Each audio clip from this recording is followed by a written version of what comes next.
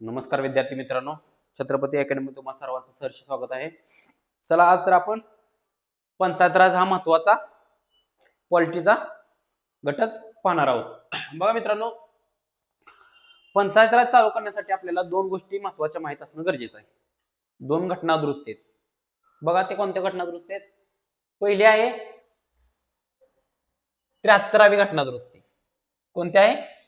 73वी घटना दुरुस्ती. आणि दुसरी आहे 74वी घटना दुरुस्ती. बघा, 73वी घटना दुरुस्ती कशाशी संबंधित आहे? प्रश्न सरळ सरळ विचारतात. 73वी घटना दुरुस्ती कशाशी संबंधित आहे? कशाशी संबंधित आहे? ग्रामीण भागातील पंचायत राजशी संबंधित आहे. बरोबर आहे.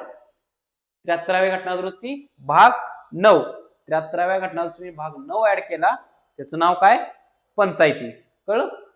बघा, पुढे जाऊन तुम्हाला प्रश्न विचारला जाऊ शकतो की 73व्या घटना दुरुस्तीचा अंमल कधी झाला? 73वी घटना दुरुस्ती कधीपासून लागू झाली? कधीपासून लागू झाली? 24 एप्रिल 1993. ह्या दोन गोष्टी महत्वाच्या ध्यानात ठेवा. 24 एप्रिल 1993 73वी घटना दुरुस्ती लागू झाली. 73वी घटना दुरुस्ती काय सांगते? पंचायती. बरोबर आहे. पुढे बघा, 74वी घटना दुरुस्ती. 74वी घटना दुरुस्ती भाग 9A. 74वी घटना दुरुस्ती काय केलं? भाग 9 ऍड केला. कशाशी संबंधित आहे? नगरपालिका. बरोबर आहे. नगरपालिका.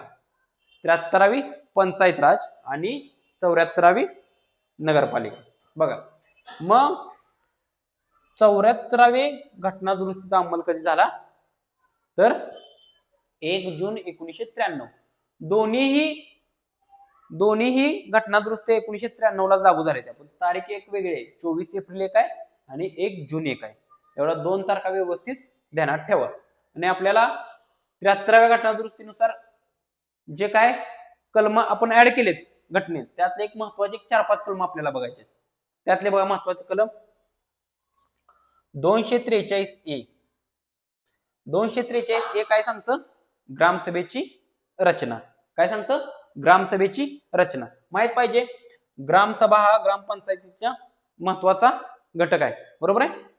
त्या दृष्टिकोनातून आपल्याला 243A ग्रामसभा व्यवस्थित माहित पाहिजे, त्याचं कलम माहित पाहिजे. प्रश्न तुम्हाला वन लाईनर सरळ सरळ विचारू शकते, कारण की महत्वाचं आहे आणि महत्वाचं आपल्याला फक्त बघायला आहे. कळलं? बघा, 243A मध्ये काय सांगितले? ग्रामसभा. पुढे बघा, 243B मध्ये काय सांगितले? तर पंचायतीची स्थापना सांगितली. रचना नाही, पंचायतीची स्थापना सांगितली. कळलं? 243B मध्ये पंचायतीची स्थापना. आणि 243C मध्ये काय सांगितले? तर पंचायतीची रचना. कळलं? 243A-B-C हे हायशी वळीव कलम ध्यानात ठेवायची. आणि 243D काय सांगितले? पंचायतीमधलं आणि ग्रामपंचायतीमधलं आरक्षण. आरक्षण कशा सांगितले? 243D मध्ये आरक्षण सांगितलेलं आहे. हे 4 कलम व्यवस्थित ध्यानात ठेवायची. पुढे बघा, 243I. काय सांगतं रे? वित्त आयोग. 243I काय सांगतं? वित्त आयोग. बरोबर आहे. राज्याचा वित्त आयोग. आणि 243K काय सांगतं? निवडणुका. म्हणजेच ग्रामपंचायतीच्या आणि पंचायत समितीच्या निवडणुका 243K मध्ये सांगितले. मग बाकी किती? वरची 4 कलम आणि खालची 2 कलम. कळले? 6 कलम आपल्याला व्यवस्थित ध्यानात ठेवायचे. बघा, 243A काय सांगतं? ग्रामसभा. 243B काय सांगतं? पंचायतीची स्थापना. 243C काय सांगतं? पंचायतीची रचना. 243D काय सांगतं? आरक्षण. 243I काय सांगतं? वित्त आयोग. आणि 243K निवडणूक आयोग. कळलं? निवडणुका. येस, राज्य निवडणूक आयोग 243K. आणि अजून एक आहे 243ZA, तिथं पण आहे, तो नगरपालिकेशी संबंधित आहे. आणि आहे कुठं? ग्रामपंचायत आणि पंचायत समिती आणि जिल्हा परिषद याच्याशी 243 के संबंधित आहे. कळलं? एवढं व्यवस्थित ध्यानात ठेवा. ह्याच्या बाहेर तुम्हाला प्रश्न जाणार नाही. डीप मध्ये विचारला तर ह्या आणि या 2 कलमावरच प्रश्न विचारलाय. 6 कलमावरच प्रश्न विचारणार आहे. कळलं? पुढे बघा इकडं. पुढे बघा. इकडे बघा 243 क्यू नगरपालिकेची स्थापना आणि 243 आर नगरपालिकेची रचना. आर वरन रचना ध्यानात ठेवा. नगरपालिकेची रचना आणि पंचायतीची रचना यात कन्फ्युजन करून घेऊ नका. सी मध्ये इकडे रचना आहे, इकडे आर मध्ये नगरपालिकेची रचना. कळलं? आणि इकडे टी मध्ये आरक्षण आहे. टी मध्ये आरक्षण आहे. आणि हे इकडे बघा महत्वाचं. ह्याचा वित्त आयोग नगरपालिकेसाठी वित्त आयोग 243 वाय मध्ये, आय मध्ये पण आहे आणि वाय मध्ये पण आहे. आणि निवडणुका बघा इथं 243 झेड ए. कळलं? 243 झेड ए आणि 243 के के के निवडणुका 243 के आणि 243 झेड ए. कळलं? एवढंच ध्यानात ठेवायचं.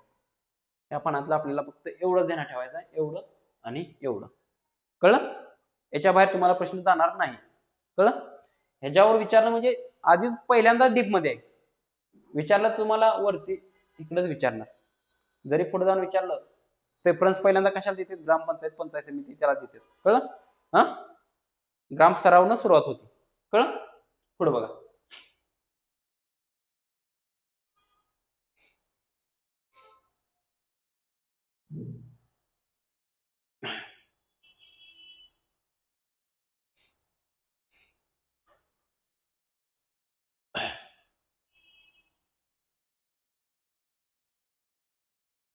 दिसते व्यवस्थित?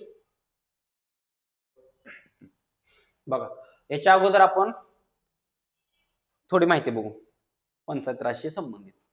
बघा देशातील पहिली महानगरपालिका कुठं स्थापन झाली? देशातील पहिली महानगरपालिका 1688 ला कुठं स्थापन झाली? 1688 ला मद्रासला स्थापन झाली. हा एक ध्यानात ठेवा प्रश्न. मद्रास पहिली महानगरपालिका मद्रास. कळलं? देशातील पहिली महानगरपालिका 1688 ला कुठं स्थापन झाली? मद्रासला स्थापन झाली. बघा भारतात पंचायत राज व्यवस्था स्थापन करण्यात पुढाकार कोणी घेतला होता? नेते कोण होते? जवाहरलाल नेहरू होते. त्रिस्तरीय पंचायत राज व्यवस्था जवाहरलाल नेहरू होते. बघा मग त्याच्याच अनुषंगानं काही समित्या महत्वाच्या आहेत. बघा पहिली समिती, आपल्याला ही समिती माहित असणं गरजेचं आहे. कोणती समिती? बलवंतराव मेहता समिती. बरोबर आहे? केंद्रस्तरीय समिती होती ती, पंचायत राजशी संबंधित समिती. कोणती? बलवंतराव मेहता समिती. कधीचे? 1957 या समितीने काय केलं तर त्रिस्तरीय पंचायत राज व्यवस्था असावी अशी शिफारस केली. मग त्रिस्तरीय पंचायत राज व्यवस्थेची शिफारस करणारी समिती कोणती? असा जर प्रश्न विचारला तर त्याचं उत्तर काय असणार आहे? बलवंतराव मेहता समिती. एवढीच समिती महत्वाची आहे. आपल्याला एवढंच ध्यानात ठेवायचं आणि इथंच प्रश्न येणार आहे. 1957 ची बलवंतराव मेहता समिती. कळलं? इथंच प्रश्न यायचा. बाकीच्या समित्यांना आपल्याला काही देणं घेणं नाही. एवढीच ध्यानात ठेवायची. पहिली समिती. कळलं? तुम्हाला तिथंच प्रश्न विचारायचे. 1957 ची बलवंतराव मेहता समिती. कळलं? पुढे बघा.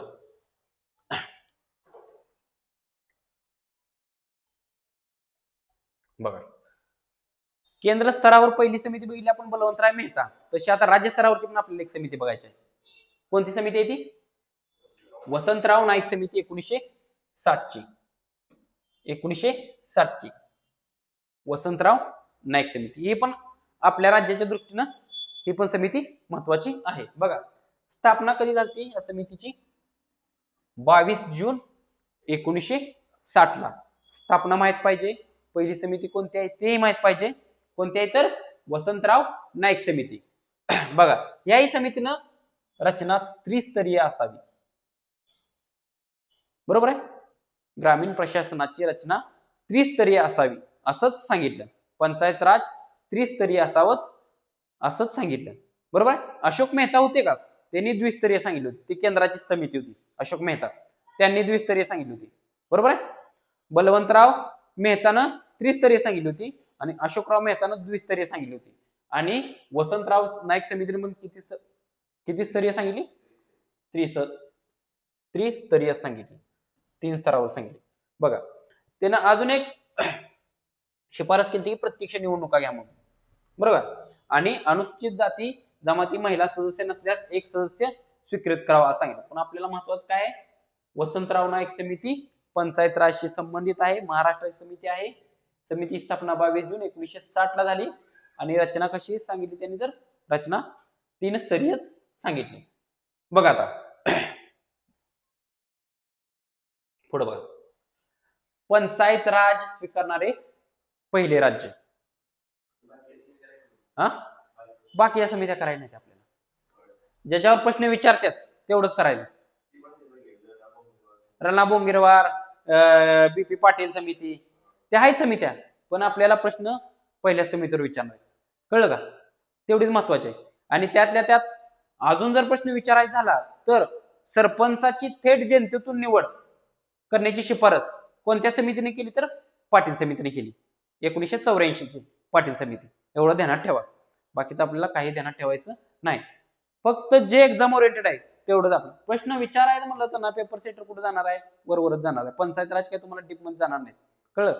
पॉलिटीला तुम्हाला वरनच प्रश्न आहेत, 5 ते 7 प्रश्न आहेत, पण पॉलिटीचे एकही प्रश्न आपल्याला जाऊ द्यायचा नाही. आणि एवढं सोपं प्रश्न आहेत. कुठं प्रश्न विचारतात, कलमावर 2 प्रश्न येतात, घटनादुरुस्तीवर 1 प्रश्न येतो. काय विचारते ती, 42वी घटनादुरुस्ती, 44वी घटनादुरुस्ती, 86वी घटनादुरुस्ती. कलम कुठे विचारतात, 14, 15, 16, 21, 22. त्याच्या बाहेर प्रश्न आहे का, 32 आहे का बाहेर प्रश्न, कलम 40, कलम 44 च्या बाहेर आहे का प्रश्न, कलम 50 आहे का प्रश्न बाहेर, नाही. अजून कशावर विचारते, संसदेवर काय बेसिकच विचारतात. सर्वोच्च कायदा मंडळ काय, बाकीच काय, कोण कोणाला शपथ देतं, कोण कोणाची निवड करतं, कोण कोणाची नेमणूक करतं, याच्या पलीकडे प्रश्न आहे का. मग आपल्याला परफेक्ट काय करायचं आहे, PYQ चा आधार घेऊन आपल्याला आपल्या अभ्यासाची पद्धत ठरवायची. मी सगळ्या समिती इथं शिकवल्या असत्या, पण त्या समित्या शिकून तुम्हाला उपयोगच नाही ना काय. कळलं का, जेवढं पाहिजे तेवढंच घ्यायचं आपल्याला. तुम्ही पॉलिटीचा प्रश्न काढून बघा, किती वरवरनं प्रश्न विचारले. मूलभूत हक्कावर कलम 32 अंतर्गत आणि कलम 20 अंतर्गत फक्त डीप 2 प्रश्न विचारले आतापर्यंत. 20 ते एक्स पोस्ट फॅक्टो लॉ आणि कलम 32 अंतर्गत काय, तर बेकायदेशीर अटकेविरुद्ध कोणता प्राधिकार काढता येतो. बेकायदेशीर एवढा डीप मध्ये, म्हणजे ते डीप नाही, वर्णच आहे. तरी पण कोणता काढला जातो बेकायदेशीर अटकेपासून सुरक्षेसाठी कोणता प्राधिकार काढला जातो, कलम 32 अंतर्गत हिबियस कॉर्पस. बघा किती वरवरनं प्रश्न आहेत. त्यामुळं आपल्याला करताना कोणते टॉपिक, कोणते घटक परफेक्ट करायचे. त्यामुळे 42व्या घटनादुरुस्तीने काय केलं, 44व्या घटनादुरुस्तीने काय केलं, मूलभूत हक्क किती आहेत, मार्गदर्शक तत्वे, मूलभूत कर्तव्ये, ते कोणत्या देशाच्या घटने करून घेतले, त्यांचे भाग काय आहेत, त्याच्यावर किती प्रश्न आहेत का नाही. आणि घटना निर्मितीवरचे प्रश्न 26 नोव्हेंबर आणि 26 जानेवारी ह्या 2 तारखावर जवळपास 20-25 वेळा प्रश्न विचारलेत आतापर्यंत. विचारलेत का नाही. मसूद समितीवर किती वेळा प्रश्न विचारलाय, एकदा तर पुढे गेलेत का ते, गेलेत का पुढं. अध्यक्ष मसुदा समितीचे आंबेडकर, आणि नंतर ना पुढे जाऊन फक्त कोण सदस्य नाही ह्याच्यावरती ते 7 सदस्य आपल्याला माहित पाहिजे. आपली ट्रिक सांगितली स्मार्ट, ते जर माहित असले तर काय त्याच्यावरतीच प्रश्न आहे. पुढे जाऊन महिला सदस्य, कोण महिला सदस्य नव्हत्या, 15 महिला सदस्य, त्यातल्या 7-8 जरी माहित असल्या तरी प्रश्न सुटतो आपला, आहे का.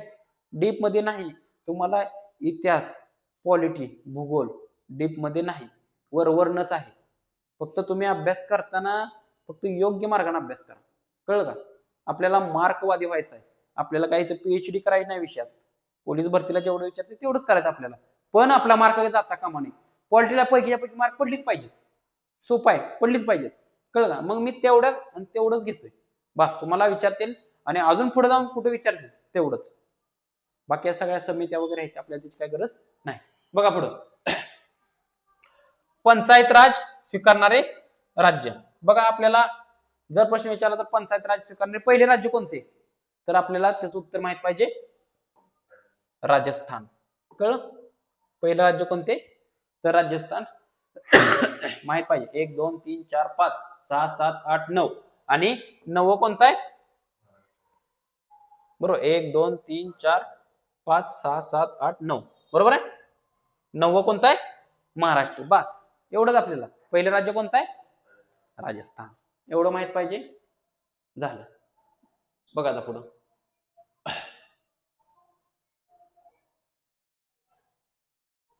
ग्रामपंचायत बघा.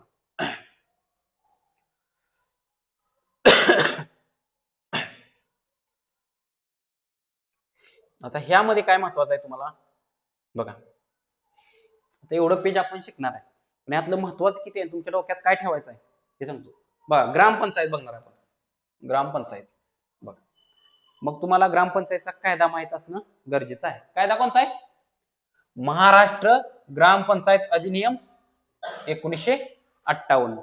हा तुमचा कायदा डोक्यात फिट म्हणजे फिट पाहिजे. कोणता? महाराष्ट्र ग्रामपंचायत अधिनियम 1958 चा. कधीचा आहे? 1958 चा. कळलं? 1958. बघा नावात बदल कधी केला त्याचा? 2012 मध्ये केला. बरोबर. अंमल कधी झाला त्याचा? 1 जून 1949 पासून. पण 59 सॉरी. पण महाराष्ट्र ग्रामपंचायत अधिनियम 1958 चा आहे हे माहित पाहिजे. कळलं? पुढे बघा. हा अधिनियम महानगरपालिका, नगरपालिका, कटक मंडळे सोडून संपूर्ण महाराष्ट्राला लागू आहे. यांचा कायदा वेगळा, यांचा कायदा वेगळा, ह्या ग्रामपंचायतचा कायदा वेगळा. एवढं ध्यानात ठेवा. कळलं? आपण पुढे पुढे जसं जाणार आहे तसं सगळं कायदा बघणारच आहे. हा बघा. तर ह्याच्या रिलेटेड अजून एक प्रश्न उद्भवतो. महाराष्ट्रात पंचायत राज व्यवस्था कधीपासून अस्तित्वात आली? सांगा. इथं नाही. सांगा. माहित पाहिजे तुम्हाला. महाराष्ट्रात पंचायत राज व्यवस्था कधीपासून अस्तित्वात आली? राईट. 1 मे 1962 पासून. कळलं? ही एक तारीख आपल्याला महत्वाची माहितच पाहिजे. 1 मे 1962 महाराष्ट्रात पंचायत राज अस्तित्वात आलं. 1 मे 1962 ला. आणि महाराष्ट्र ग्रामपंचायत अधिनियम कधीचा आहे? 1958 चा. बघा पुढे. आता आपल्याला पुढे बघायचं आहे ग्रामपंचायतीच्या स्थापनेचे निकष किंवा असं सरळ जाऊ ग्रामपंचायतीची रचना बघू आपण. ग्रामपंचायतीची रचना बघा. आता ही जरा थोडं डीप मध्ये बघतोय आपण. जरा माहित असणं तुम्हाला गरजेचं आहे. बघा ग्रामपंचायतीची रचना कशी आहे. ग्रामपंचायतीमध्ये सदस्य किती ते किती असतात? किती 7 ते 17. बॉडी कितीची असते? कमीत कमी 7ची आणि जास्तीत जास्त 17ची. आपल्या गावाची किती? 17चीच आहे. 17ची आहे. 7 ते 17. पुढे बघा. ग्रामपंचायत सदस्य संख्या कोण ठरवतं? जिल्हाधिकारी. बघा ग्रामपंचायत सदस्य संख्या कोण ठरवतं? जिल्हाधिकारी ठरवतो. कळलं? असा प्रश्न विचारला जाऊ शकतो. बघा ग्रामपंचायत सदस्यांची संख्या ठरवण्याचा अधिकार कोणाला आहे? तर जिल्हाधिकाऱ्याला आहे. पुढे बघा. ग्रामसभेच्या पहिल्या सभेचा दिवस सुद्धा कोण ठरवतं? जिल्हाधिकारी ठरवतो. बघा लोकसंख्या 600 पेक्षा कमी आहे. ज्या गावची लोकसंख्या 600 पेक्षा कमी आहे तिथं कोणती ग्रामपंचायत असती? तर गट ग्रामपंचायत असते. म्हणजे 600 अजून दुसऱ्या वाडे वस्त्यावर 600 म्हणजे अशा 2-3 वाडे वस्त्या किंवा गावं एकत्र करून काय करते ते गट ग्रामपंचायत स्थापन केली जाते. कोणती ग्रामपंचायत असते? गट ग्रामपंचायत असते. बरोबर आहे. गट ग्रामपंचायत असते. बघा पुढं. ग्रामपंचायत स्थापनेचे निकष कोण ठरवतं? ग्रामपंचायतीच्या स्थापनेचे निकष कोण ठरवतं? राज्य शासन ठरवतं. कळलं? कोण ठरवतं? राज्य शासन ठरवतं. बघा ते एक स्वतंत्र महसुली गाव असलं पाहिजे. ते काय असलं पाहिजे? स्वतंत्र महसुली गाव असलं पाहिजे. पुढे जाऊन त्या गावची लोकसंख्या किमान किती असली पाहिजे रे? 2000 असली पाहिजे. बरोबर आहे. आता इथं प्रश्न विचारू शकतो किमान लोकसंख्या किती असली पाहिजे? 2000 असली पाहिजे. दरडोई वार्षिक उत्पन्न किमान 30 रुपये. हे काय महत्वाचं नाही. बरोबर का? पुढे बघा. स्वतंत्र ग्रामपंचायत स्थापन करण्याची मागणी लोकांकडून आली पाहिजे. त्या गावच्या लोकांकडून केली पाहिजे. आणि हे महत्वाचं आहे बघा. ग्रामपंचायत स्थापनेचा अधिकार कोणाला आहे? सीओ, विभागीय आयुक्त. कोणाला असती? विभागीय आयुक्ताला असती. कळलं? आता पुढे बघा. विभागाला असतो, विभागाला, जिल्ह्याला नसतो. पुणे विभाग, विभागीय आयुक्त. पुढे बघा. आता पुढं ग्रामपंचायत प्रभाग आणि वार्ड. मतदारसंघाला प्रभाग किंवा वार्ड म्हणतात. काय म्हणतात? प्रभाग किंवा वार्ड म्हणतात. त्याला कसं नंबर असतात? 1 number, 2 number, 3 number, 4 number, 5 number, 6 number असे वार्ड क्रमांक असतात. बघा आता ह्या 2 गोष्टी महत्वाच्या आहेत. बघा, प्रभागाची संख्या कोण ठरवतं? ग्रामपंचायतीच्या प्रभागांची संख्या कोण ठरवतं? तर कोण ठरवतं? जिल्हाधिकारी ठरवतो. आणि प्रभाग रचना कोण करतं? तहसीलदार. ह्या दोन्ही कन्फ्युजन करून घ्यायची नाही. प्रभागाची संख्या ठरवतो जिल्हाधिकारी आणि प्रभाग रचना कोण करतं? तहसीलदार. ह्यात कन्फ्युजन करून घ्यायचं नाही. कळलं? आणि एका प्रभागात किती सदस्य असतात बघा? 2 ते 3 सदस्य असतात. बरोबर? जर लहान प्रभाग असेल तर 2 असतात आणि मोठा प्रभाग असेल तर 3 असतात. कळलं? बघा, एका ग्रामपंचायतीत 3 ते 6 प्रभाग असतात. बरोबर? 3 ते 6 प्रभाग असतात. कळलं? पुढे बघा, राजीनामा. ग्रामपंचायत मधले आपले राजीनामा बघा. सदस्य राजीनामा कोणाकडे देतात? सरपंचाकडे. बरोबर आहे? सदस्य राजीनामा, आपण खालना जाऊ, सदस्य राजीनामा सरपंचाकडे देतात. उपसरपंच राजीनामा कोणाकडे देतात? सरपंचाकडे. आणि सरपंच राजीनामा कुठे देते रे? पंचायत समितीच्या सभापतीकडे. कळलं? सदस्य सरपंच, उपसरपंच सरपंचाकडे आणि सरपंच आपला राजीनामा पंचायत समितीच्या सभापतीकडे देतो. हे राजीनाम्याचं पण महत्वाचं आहे, एवढं ध्यानात ठेवा. पुढे बघा, हे सरपंचाचा पगार वगैरे काय गरज नाही. 75% राज्य शासन आणि 25% ग्रामपंचायत. हे काय एवढं आपल्यासाठी महत्वाचं नाही. पुढे बघा,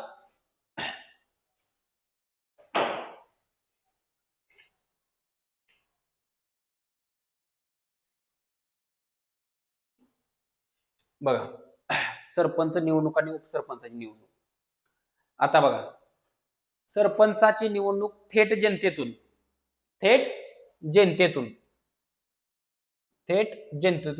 होती ना? पोपटराव समिती शिफारस. बघा पुढं, उपसरपंचाच्या पदाला आरक्षण असते का? जसं सरपंचाच्या पदाला आरक्षण असतं तसं उपसरपंचाच्या पदाला आरक्षण नसतं. कळलं? बघा, सरपंच उपसरपंच यांना निलंबित करता येत नाही. आता जनतेतून निवड होती म्हणल्यावर निलंबित करता येत नाही. पुढे बघा, उपसरपंचाची निवडणूक. उपसरपंचाची निवडणूक कशी होती? नोटीस 3 दिवस अगोदर द्यावी लागती. ज्यावेळेस ग्रामपंचायत निवडणूक होती, सदस्य निवडून येतात, सभा होती, त्याच्या अगोदर 3 दिवस नोटीस द्यावी लागते. मग पहिल्या सभेतच काय होती? निवडणूक घेतली जाते. अध्यक्षस्थानी कोण असतं? सरपंच असतात. आणि निर्णायक मत देण्याचा अधिकार कोणाला असतो? सरपंचाला असतो.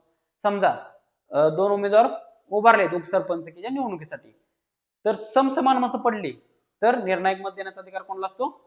सरपंचाला असतो. बघा, एवढंच महत्वाचं आहे. उपसरपंचाची निवड कुठून होते? ग्रामसभेतून होत नाही. उपसरपंचाची निवड असते ना, ती निवडून आलेल्या सदस्यांमधून होतं. कळलं? निवडून आलेल्या सदस्यांमधून होती. समज? पुढे बघा, ग्रामपंचायतीच्या सभा.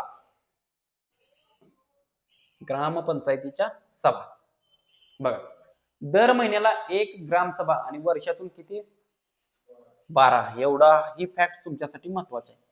दर महिन्याला 1 ग्रामसभा आणि वर्षातून 12 ग्रामसभा झाल्या पाहिजेत. बघा, जर ग्रामपंचायत सभा बोलवण्यास कसूर झाली तर जिल्हाधिकाऱ्याकडे अंतिम निर्णय असतो. जिल्हाधिकारी ठरवतात. पुढे बघा, अध्यक्ष. ग्रामपंचायतीच्या सभेचा अध्यक्ष कोण असतं? सरपंच असतो. सरपंचाच्या अनुपस्थितीत उपसरपंच असतो आणि उपसरपंचाच्या अनुपस्थितीत सदस्यांपैकी एक असतो, एवढं ध्यानात ठेवा. ही एक फॅक्ट महत्वाची आहे, इथं ही एक फॅक्ट महत्वाची आहे. बरोबर आहे. बघा, जर साधारण सभा घ्यायची असेल तर त्याच्या अगोदर किमान 3 दिवसाची नोटीस काढावी लागते. समजा 4-5 दिवसांनी सभा घ्यायची आहे साधारण सभा, तर 3 दिवस अगोदर नोटीस काढावी लागेल. आणि विशेष सभा जर बोलवायची असेल तर किमान 1 दिवसापूर्वी नोटीस द्यावी लागते. किती? 1 दिवसापूर्वी. बघा, ग्रामपंचायत सभा गणसंख्या किती आहे? तर ग्रामपंचायतच्या सभेला निम्मे सदस्य उपस्थित असले पाहिजेत. एकाच 2 सदस्य, निम्मे सदस्य उपस्थित असले पाहिजेत. बघा, ग्रामपंचायतीच्या सभेचा पहिला दिवस कोण ठरवतात? जिल्हाधिकारी ठरवतात, कलेक्टर ठरवतात. कोण ठरवतात? जिल्हाधिकारी. आणि सरपंच निवडणुकीत समसमान मते पडल्यास चिठ्ठ्या टाकून ठरवलं जातं, त्या अगोदरच. पण आता सरपंच जनतेतून निवडून येतात. पुढे बघा, इकडं ग्रामसभा, हे पण महत्वाचे आहे. बघा, सर्व प्रौढ आणि स्त्री पुरुष सर्व ग्रामसभेत कुणाचा समावेश होतो?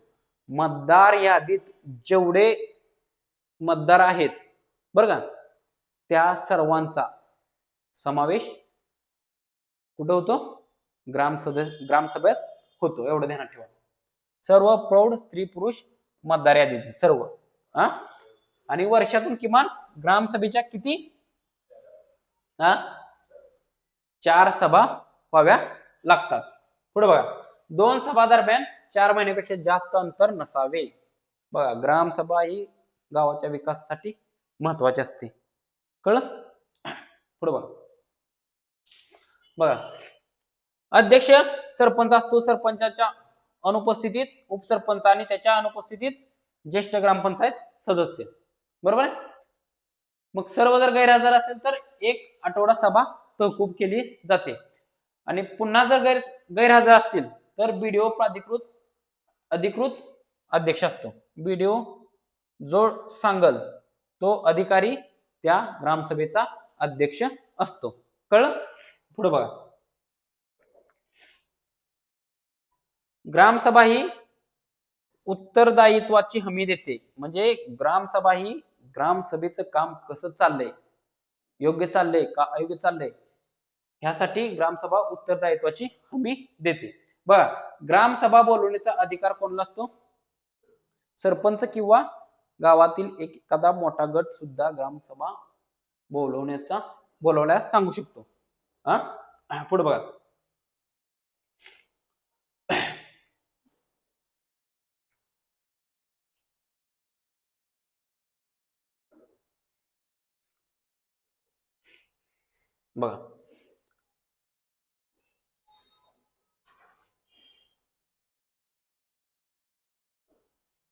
ग्रामसभा बघितली.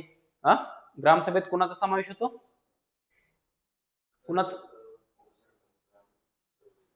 त्यांचा तर होतो, सदस्यांचा तर होतोच, पण अजून त्याच्या व्यतिरिक्त कोणाचा समावेश होतो? मतदार यादीतील सर्वांचा समावेश होतो. मतदार यादीतील. मग असं म्हणू शकतो का की ग्रामसभेत गावातील सर्व लोकांचा समावेश होतो? नाही. बरोबर आहे. ग्रामसभेत फक्त जे मतदार यादीत आहेत त्यांचाच समावेश होतो. ग्रामपंचायत सचिव हे एक महत्वाचं पद आहे. ग्रामपंचायत सचिव. ग्रामपंचायतचा सचिव कोणाला म्हणतात? ग्रामसेवकाला. महत्वाचं पद आहे ग्रामसेवक. बघा, नेमणूक कोण करतं ग्रामसेवकाची? मुख्य कार्यकारी अधिकारी. कळलं? जिल्हा निवड समितीतून होती ग्रामसेवकाची निवड. कोण करतं नेमणूक? मुख्य कार्यकारी अधिकारी. येस, मुख्य कार्यकारी अधिकारी. पुढे बघा, वेतन कुठनं होतं ग्रामसेवकाचं? जिल्हा निधीतून. एवढं ध्यान ठेवा. तो वर्ग 3चा कर्मचारी असतो. वर्ग 3चा. आणि निवड कोण करतं? जिल्हा निवड समिती करतं. बघा, तुमच्यासाठी महत्वाचं काय? ग्रामपंचायतीचा सचिव कोणाला म्हणतात? त्याची नेमणूक कोण करतं आणि त्याची निवड कोण करतं, एवढं महत्व आहे. तीनच फॅक्ट्स महत्वाचे आहेत. ग्रामपंचायत सचिव ग्रामसेवकाला म्हणतात, ग्रामसेवकाची नेमणूक मुख्य कार्यकारी अधिकारी करतात, आणि ग्रामपंचायतीची ग्रामसेवकाची निवड जिल्हा निवड समितीतून होते. कळलं?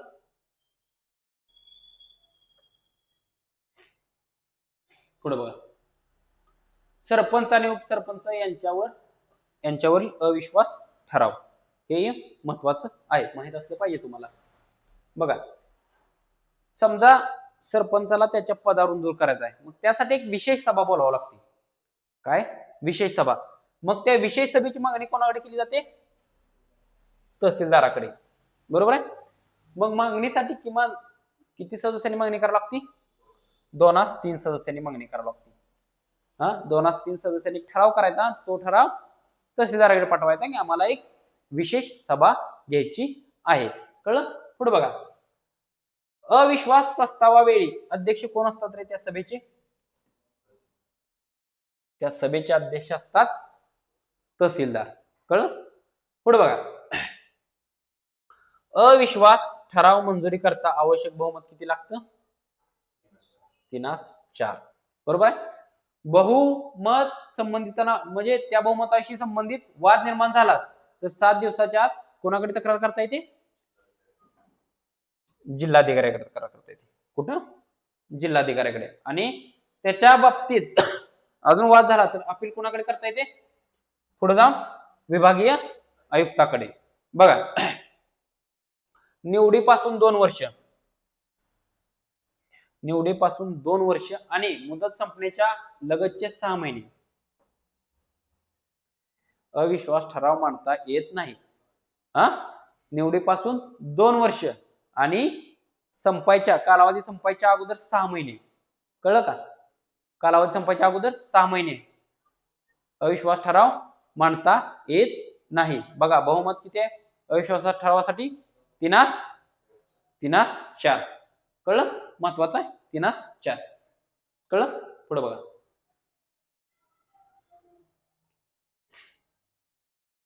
बघा, पंचायत समिती. बघा,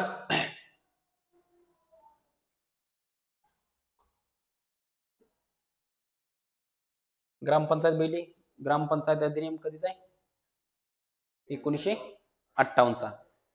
त्याच पद्धतीनं महाराष्ट्र जिल्हा परिषद आणि पंचायत समिती अधिनियम कधीचा आहे? बघा, महाराष्ट्र जिल्हा परिषद आणि पंचायत समिती अधिनियम 1961चा आहे. 1961चा आहे. 1961चा आहे. कळलं? कधीचा आहे? 1961चा आहे. पुढे बघा, आणि लागू कोणाला आहे? तर मुंबई सोडून सगळ्यांना आहे. मुंबईला जिल्हा परिषद नाही. कळलं का? पुण्याला आहे. बृहन्मुंबई सोडून. बघा, स्थापना बघा, प्रत्येक विकास गटाकरता एक पंचायत समिती असते. प्रत्येक विकास गटाकरता एक पंचायत समिती असते आणि विकास गट ठरवण्याचा अधिकार कोणाला असतो? राज्य शासना. आणि घोषित कोण करतं? राज्यपालाद्वारे घोषित केलं जातं. बरोबर? म्हणजे थोडक्यात एक तालुक्याला एक पंचायत समिती असते. थोडक्यात आपल्या भाषेत जर समजायचं झालं तर काय, एका तालुक्याला एक पंचायत समिती असते. पुढे बघा, रचना कशी असते? रचना 4 ते त्या पंचायत समिती क्षेत्रात असणाऱ्या जिल्हा परिषद सदस्य संख्येच्या दुप्पट. कमीत कमी किती? 4. कमीत कमी 4. आणि मॅक्झिमम किती रे? त्या जिल्हा परिषद सदस्याच्या, त्या गटात असणाऱ्या सदस्य संख्येच्या दुप्पट. पुढे बघा, आरक्षण. बघा, आरक्षण कसं आहे रे? SC ST लोकसंख्येच्या प्रमाणात SC ST ला असते. ओबीसी ला किती? 27%. आणि महिलांना काय? 50%. कळलं? ह्याची काय घटनेत तरतूद नाही याची, या आरक्षणाची. हे राज्य सरकारनं दिलेलं आरक्षण आहे. 50%. सध्या आरक्षण असं नाही, ते आता 33% आरक्षणाची तरतूद केली 106व्या घटना दुरुस्तीनं. पण 50% हे आरक्षण आपल्या राज्यानं दिलेलं आहे. कळलं का? महिलांना किमान 50% आरक्षण. एवढं ध्यानात ठेवा. पुढे बघा, गट विकास अधिकारी. बघा, गट विकास अधिकारी कोण असतो? गट विकास अधिकारी हा पंचायत समितीचा प्रशासकीय प्रमुख व सचिव असतो. ग्रामसभेचा सचिव कोण असतो? ग्रामसेवक. त्याच पद्धतीनं पंचायत समितीचा सचिव कोण असतो? तर गट विकास अधिकारी, बीडीओ. किंवा पंचायत समितीचा प्रशासकीय प्रमुख ही तोच असतो, बीडीओ. पुढे बघा. हा, हो, येणारच प्रश्न, कारण महत्वाचा आहे ना, अधिकारी महत्वाचा आहे तो. हा, बघा काय तर गट विकास अधिकारी पंचायत समितीचा प्रशासकीय प्रमुख व सचिव असतो. कळलं? पुढे बघा, पंचायत समितीचा सभापती व उपसभापती. हा, बघा, पंचायत समितीचा सभापती व उपसभापतीची निवड कशी केली जाते? निवड कशी झाली? निर्वाचित सदस्य त्यांच्यापैकी एका सदस्याची निवड करतात. कालावधी किती असतो? 2.5 वर्ष असतो. पंचायत समितीच्या सभापतीचा कालावधी किती असतो? 2.5 वर्ष असतो. आणि सभापतीला आरक्षण असतं, पण उपसभापती पदाला आरक्षणाची तरतूद लागू नाही. कळलं? जसं सभापतीला आहे आरक्षण, तसं उपसभापतीला आरक्षण नाही. कळलं? बघा, गैरवर्तनाच्या कारणावरून राज्य शासन त्यांना पदावरून दूर करू शकतं. कोण? राज्य शासन. कोण करतं पदावरून दूर? राज्य शासन. गैरवर्तन केलं असेल तर त्याच कारणावरून, दुसऱ्या कारणावरून नाही. बघा आता राजीनामा. जसं आपण ग्रामपंचायतीतला बघितलं, राजीनामा सदस्य कोणाकडे देतात? सरपंचाकडे देतात. उपसरपंच सरपंचाकडे देतात आणि सरपंच पंचायत समितीच्या सभापतीकडे देतात. त्याच पद्धतीने बघा खालनं बघा, आपण सदस्य कोणाकडे राजीनामा देतात? सभापतीकडे. उपसभापती कोणाकडे देतात? सभापतीकडे. आणि सभापती कोणाकडे देतात? तर जिल्हा परिषद अध्यक्षांकडे. वर वर वर वर वाढत चालले. सभापती कोणाकडे देतात? तर जिल्हा परिषद अध्यक्षांकडे. हे राजीनामा कोण राजीनामा कोणाकडे देतं हेही माहित असणं गरजेचं आहे. कळलंय? अधिनियम कळला कधीच आहे? 1961 चा. बरोबर आहे? 1961. दोन्ही अधिनियम व्यवस्थित ध्यानात ठेवायचे. ध्यानात ठेवायचे म्हणजे ध्यानात ठेवायचेच. कळलं? पुढे बघा, हे बघा राजीनामाचं व्यवस्थित. सदस्य सभापती, उपसभापती सभापती आणि सभापती जिल्हा परिषद कुठं? अध्यक्षांकडं. कळलं? पुढे बघा, जिल्हा परिषद.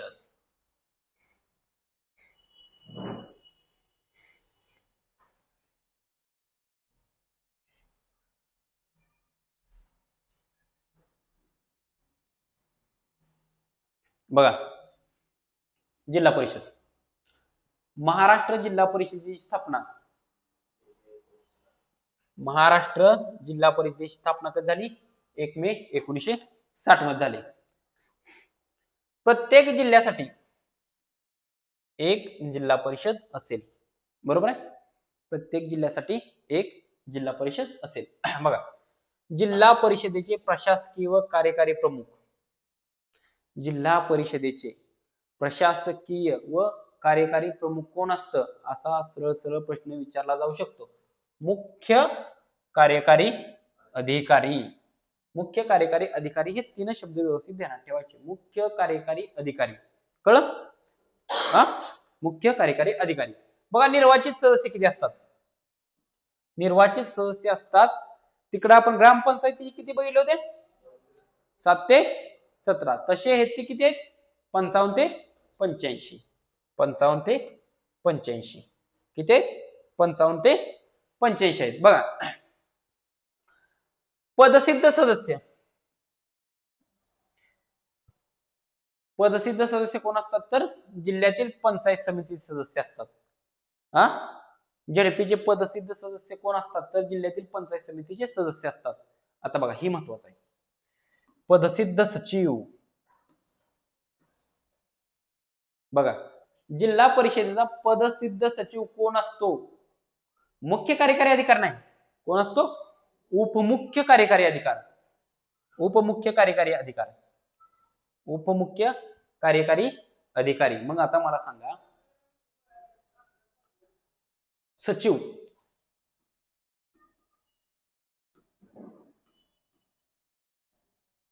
ग्रामपंचायतचा सचिव कोण असतो? ग्रामपंचायतचा सचिव असतो, ग्रामपंचायतचा सचिव असतो ग्रामसेवक. बरोबर आहे. पंचायत समितीचा सचिव कोण असतो? हा, गट विकास अधिकारी, गट विकास अधिकारी.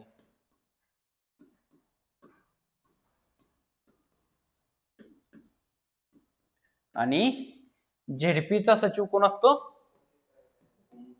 आहे का? म्हणून तर मी इथं लिहायला कशाला लिहायला लावलंय?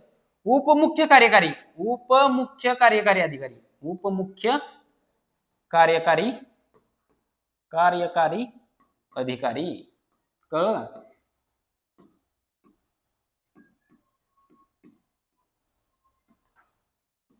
उपमुख्य कार्यकारी अधिकारी, इथं गट विकास अधिकारी, इथं ग्रामसेवक.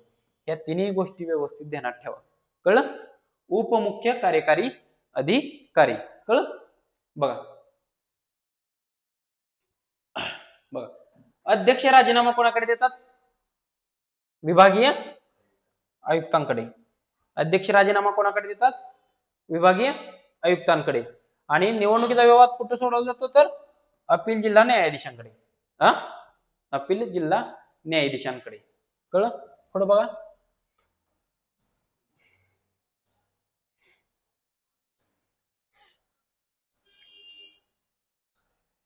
बघा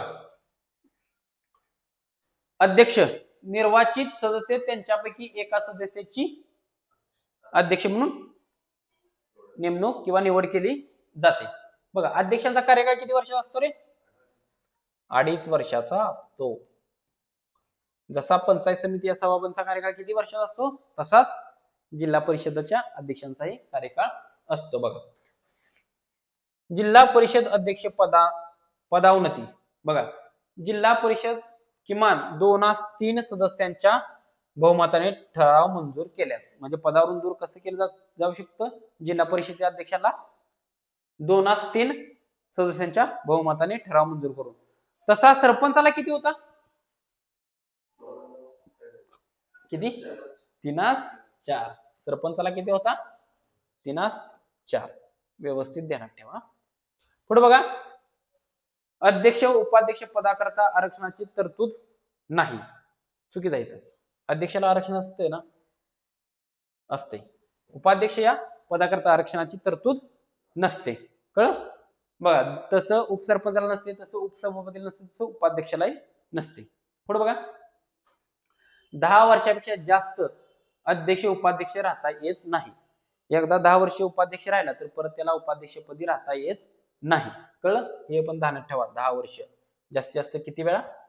10 वेळा. एकाच वेळी सहकारी संस्थेचा सभापती आणि जिल्हा परिषदेचा अध्यक्ष उपाध्यक्ष राहता येत नाही. कोणतं तरी एकच पद घ्यावं लागतं. कळलं?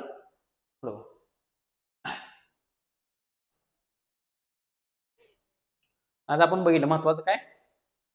ग्रामपंचायत बघितली, पंचायत समिती बघितली, जिल्हा परिषद बघितली. महत्वाचं काय? पहिला तुम्हाला प्रश्न येण्याचे जिथं चान्सेस आहेत ते पहिले आपण घटना बघितली. पहिली देशातील नगरपालिका, महानगरपालिका कुठं? 1688 ला मद्रास येते. बरोबर आहे. मग परत पहिली केंद्रीय समिती पंचायत राजशी संबंधित कोणती होती? बलवंतराय मेहता समिती. कधीची रे?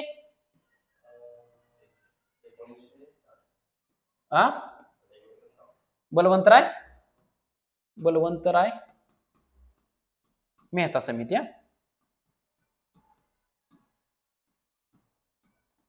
परत राज्याच्या दृष्टीने एक महत्वाची समिती होती.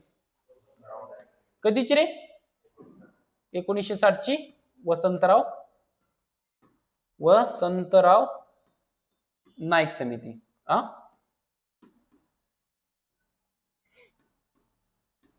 मग मला सांगा, पुढे आपण बघितलं की पंचायत राज स्वीकारणारं पहिले राज्य देशातील, पहिले राज्य राजस्थान.